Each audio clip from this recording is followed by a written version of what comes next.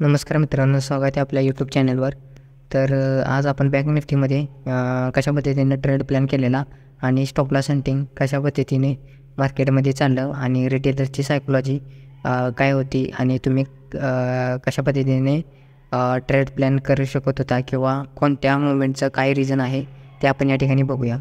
तर overall previous डेची जर सायकोलॉजी बघितली तर बायर्स घुसले, त्यासनी मार्केटनं ट्रॅप केलं. क्लोजिंग प्राईजला बायर्स घुसले, परत त्यासनी मार्केटला ट्रॅप केलं आणि सेलिंगची मुवमेंट या ठिकाणी इथे गेली.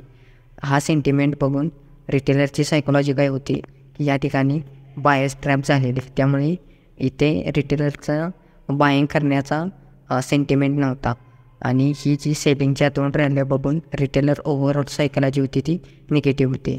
आणि मॉर्निंगमध्ये पहिल्या 2-3 कॅन्डलमध्ये या ठिकाणी बँक निफ्टीमध्ये तुम्ही रिजेक्शन बघू शकताय की मार्केटनं काय केलं आहे, क्लोजिंग प्राईसचा ब्रेकडाऊन मारला आहे. प्लस या ठिकाणी प्रॉपर या ठिकाणी बघू शकताय तुम्ही रिटेस्ट पण मार्केटनं दिला आहे आणि सेलर्स ॲड ऑन झालेले आहेत. आता बँक निफ्टीमध्ये विषय काय झाला की आपण वेट करत होतो की ही सायकोलॉजिकल लेवल आहे 49,500ची, ती ब्रेकडाऊन व्हावी आणि पहिल्या 15 मिनिट कॅन्डलच्या खाली पण एखादं ब्रेकडाऊन हवी, मग आपण एखादा बँकचा सेटअप प्लॅन करणार आहोत.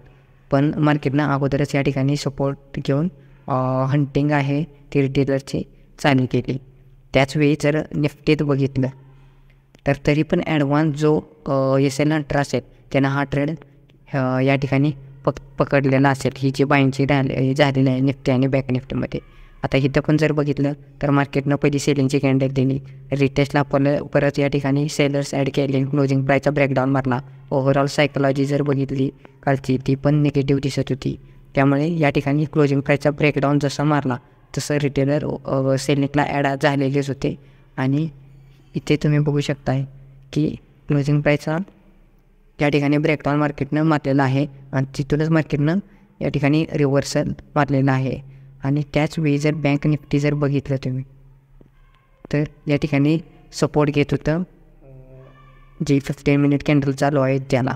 मग तुम्ही इथे निफ्टीमध्ये ट्रेड प्लॅन करू शकत होता, कारण की बँक निफ्टी जेव्हा सपोर्ट घेत असते आणि निफ्टीमध्ये ब्रेकडाऊन असतो तेव्हा मोस्ट ऑफ द चान्स असा असतो की निफ्टीमधला जो ब्रेकडाऊन आहे तो फेल्युअरमध्ये कन्वर्ट होतो आणि बँक निफ्टी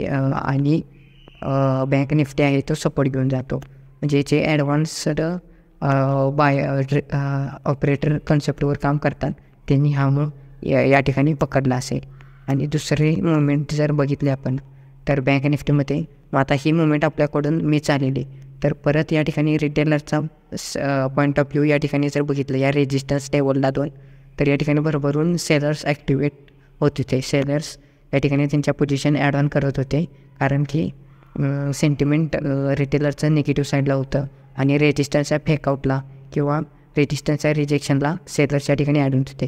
आता आपण इथं पोझिशन बनवली ती डायरेक्ट विदाऊट रिटेस्ट पोझिशन बनवली, त्यामुळे आपला स्टॉप लॉस या ठिकाणी गेला आहे. शक्यतो सेकंड हाफमध्ये किंवा 11 नंतर मार्केट काय करतं, रिटेस्ट देतं आणि बरोबरून या ठिकाणी रिटेलर ॲड करत असतं. जर आपण रिटेस्टची वाढ बघितली असती तर आपलं टार्गेट हिट झालं असतं, कारण आपण डायरेक्ट एंट्री घेतली, त्यामुळे एक छोटासा स्टॉप लॉस या ठिकाणी आपल्याला द्यायला लागला होता. तर या पद्धतीनं मार्केट आज वर्क केलेलं आहे. धन्यवाद.